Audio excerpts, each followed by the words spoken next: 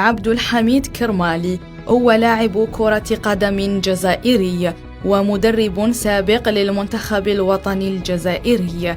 لعب مع العديد من الأندية الجزائرية كالاتحاد الرياضي لمدينة سطيف، اتحاد العاصمة ووفاق سطيف، واحترف مع نادي كان وميلوز وأولمبيك ليون. ولد عبد الحميد كرمالي يوم 27 أبريل عام 1931 في مدينة أقبو بولاية بجاية، من أسرة تنحدر من قرية أولاد علي بن ناصر بولاية سطيف.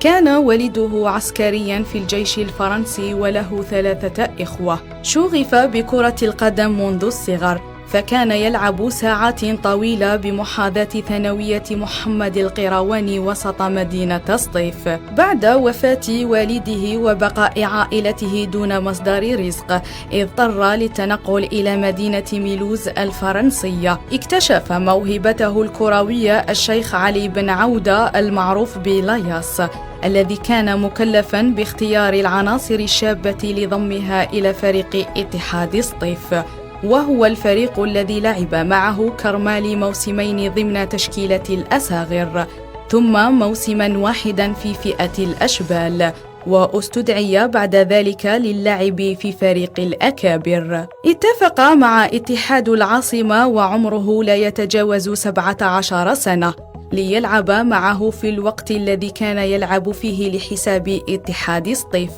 مما عرضه لعقوبة إيقاف لمدة 2 عام، لكنها رفعت عنه فيما بعد. سافر بضغط من ظروف العيش إلى مدينة ميلوز الفرنسية وعمره لا يتجاوز 19 سنة، وهناك اتصل به مدير فريق ميلوز الفرنسي للعب ضمن صفوفه، ثم انتقل بعد ذلك للعب مع فريق كان، ثم نادي أولمبيك ليون الذي سجل معه 13 هدفا في 65 مباراة. التحق اللاعب في 20 أبريل سنة 1958 خلال الثورة الجزائرية بفريق جبهة التحرير الوطني في البطولة الفرنسية بتونس، رفقة ألمع نجوم كرة القدم كاللاعب مصطفى زيتوني، رشيد مخلوفي ومختار العريبي. عاد بعد الاستقلال إلى فريقه الأول اتحاد سطيف، ثم انتقل إلى نادي وفاق سطيف ما بين سنة 1966 1976،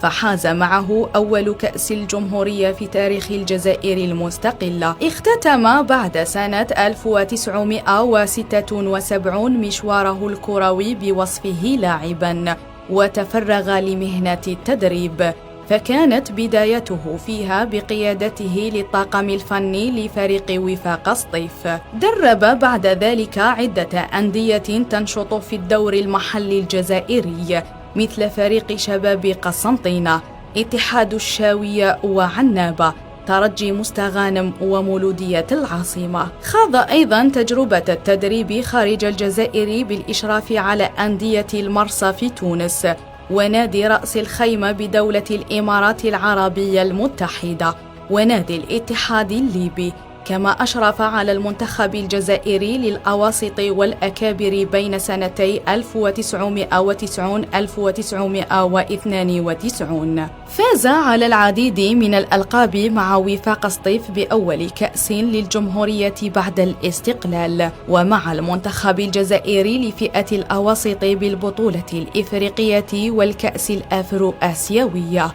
وكأس الأمم الإفريقية عام 1990، وهو التتويج الأول للجزائر في هذه البطولة، كما توج بالعديد من الألقاب المحلية مع الأندية التي أشرف على تدريبها. توفي المدرب عبد الحميد كرمالي رحمة الله عليه يوم السبت 13 أبريل سنة 2013 بعد صراع مع المرض بمنزله بولاية سطيف، ودفن في مقبرة سيدي الخير بنفس المدينة.